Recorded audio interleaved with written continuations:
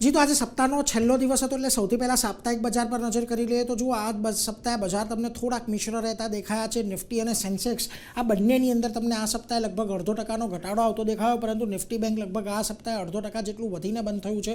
બીજી તરફ તમે મિડ કેપ અને સ્મોલ કેપ પર આવશો તો ત્યાં પણ એવું જ કંઈક ચિત્ર છે કે જ્યાં આગળ ફ્લેટ રહેતું જોવા મળ્યું છે મિડ કેપ આ સપ્તાહે, પરંતુ સ્મોલ કેપની અંદર લગભગ 1.25% ઉછાળો આપણને જોવા મળ્યો. હવે આવો આજના બજાર પર તો આજના દિવસે જુઓ નિફ્ટીનું જે ટ્રેડિંગ રેન્જ રહી છે માત્ર 71 પોઈન્ટની રહી છે અને એ જ એક નાની રેન્જની અંદર કારોબાર થતો જોવા મળ્યો ને જે ક્લોઝિંગ આવ્યું એ પણ ઓલમોસ્ટ ફ્લેટ ક્લોઝિંગ આવ્યું છે. સેન્સેક્સમાં તો જુઓ કોઈ બહુ વધારે મોટી મોમેન્ટમ પણ નથી આવી, જો કે નો ડાઉટ આજે નિફ્ટી બેંક એક સારી 0.5%ની ખરીદદારી સાથે બંધ થયું છે, પરંતુ ઓવરઓલ નિફ્ટી અને સેન્સેક્સ થોડાક ફ્લેટ રહેતા જોવા મળ્યા. એવી જ પરિસ્થિતિ તમને મિડ કેપ અને સ્મોલ કેપમાં પણ રહી કે જ્યાં આગળ મિડ કેપ આજના દિવસે જુઓ ફ્લેટ ટુ પોઝિટિવ બંધ થયું અને સ્મોલ કેપમાં લગભગ 0.5%થી વધારેની તેજી આપણને જોવા મળી. જે સેક્ટર્સ આજના દિવસે થોડા ઘણા પોઝિટિવ રહ્યા એની વાત કરી લઈએ તો જુઓ મેટલની અંદર આજે સારી ખરીદદારી હતી. સરકારી કંપનીઓ, capital market stocks, realty stocks આ બધામાં આજે તમને ખરીદદારી જોવા મળી, પરંતુ જ્યાં દબાણ હતું આજના દિવસે એની વાત કરીએ તો આજે એફએમસીજીની અંદર, ઓટોની અંદર, આઈટીની અંદર અને હેલ્થકેરમાં થોડુંક લાલ નિશાનની અંદર કારોબાર થતો જોવા મળ્યો છે.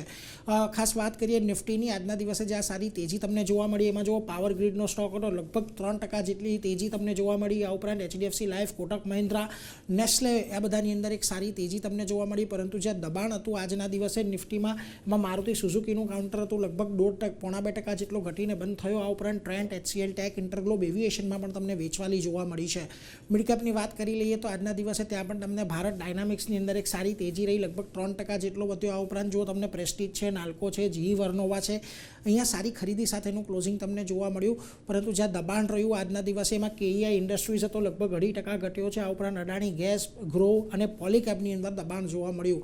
હવે જુઓ ગઈકાલના દિવસે આપણે એક સારી તેજી સાથે બંધ થયા, આજે ફરી પાછું આપણે એક રેન્જ બાઉન્ડ કારોબાર રહ્યો છે, એટલે નિષ્ણાંતોનું અત્યારે ખાસ કરીને કહેવું છે કે 24,200ની આજુબાજુ કે 24,150ની આજુબાજુ જે આપણને એક સપોર્ટ આવતો દેખાઈ રહ્યો છે, એટલે જો એ લેવલ તૂટે છે તો પછી આપણને કદાચ ઘટાડો આગળ વધતો નહીં દેખાય, પરંતુ 24,300ની ઉપર નીકળવા પર એક પોઝિટિવિટી ફરી પાછી બજારની અંદર આવી શકે છે.